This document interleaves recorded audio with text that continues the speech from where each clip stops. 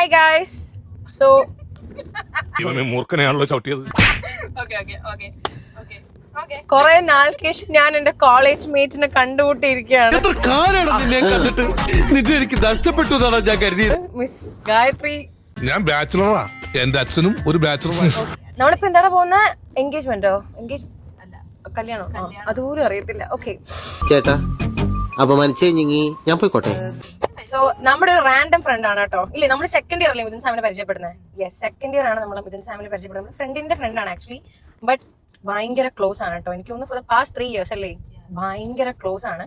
പുള്ളിക്കാരന്റെ സിസ്റ്ററിന്റെ മാരേജിനാട്ടോ പോകുന്നത്, റിസപ്ഷൻ ഫംഗ്ഷനാണ് പോകുന്നത്. ആൻഡ് യാ, കുറെ നാൾക്ക് ശേഷമാണ് ഈ ചരക്കിനെ ഞാൻ കാണുന്നത് കേട്ടോ. സോ ഗൈസ്, അത് ഞാൻ ഓൾറെഡി പറഞ്ഞല്ലോ. അല്ലെങ്കിൽ വാവിട്ട വാക്കും വയറുവിട്ട വളി രണ്ട് തിരിച്ചെടുക്കാൻ പറ്റും.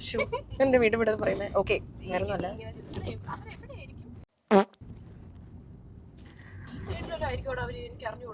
കുറെ നാൾക്ക് ശേഷം കണ്ടിട്ടേ ഒന്നും പറയാൻ പറ്റുന്നില്ല, അതാണ് അവസ്ഥ. നീ ഒന്നും പണയണ്ട.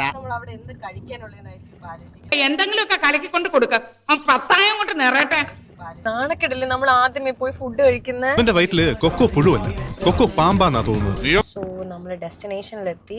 ഇത് ഗ്രീൻഫീൽഡ് സ്റ്റേഡിയം ആണ് കേട്ടോ, ഇവിടെയാണെന്ന് പരിപാടി.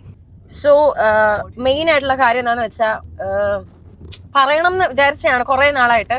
നിങ്ങളോടായതുകൊണ്ട് എനിക്കിത് പറയാം, അവരൊക്കെ വലിയ വലിയ ആൾക്കാരല്ലേ. കോളേജിൽ എന്നെ ഇൻട്രൊഡ്യൂസ് ചെയ്യുന്ന ഈ ആളാട്ടോ. കോളേജിൽ എന്നെ കൊണ്ടുപോകുന്നത് ഇലക്ട്രോണിക്സ് എടുക്കാം എന്നും പറഞ്ഞ് കൊണ്ടുപോകുന്ന ഈ പുള്ളിക്കാരത്തെയാണ്. വളരെ ബുദ്ധിമുട്ടി കഷ്ടപ്പെട്ടാണ് ഞങ്ങൾ ഞങ്ങളുടെ നായികയെ കണ്ടെത്തിയത്.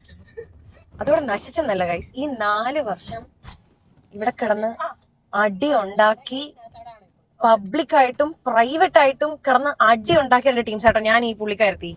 ആദ്യം കണ്ടപ്പോ തന്നെ എനിക്ക് മനസ്സിലായത് നീ വെറും കൂതറയല്ല, ലോക കൂതറയാണ്.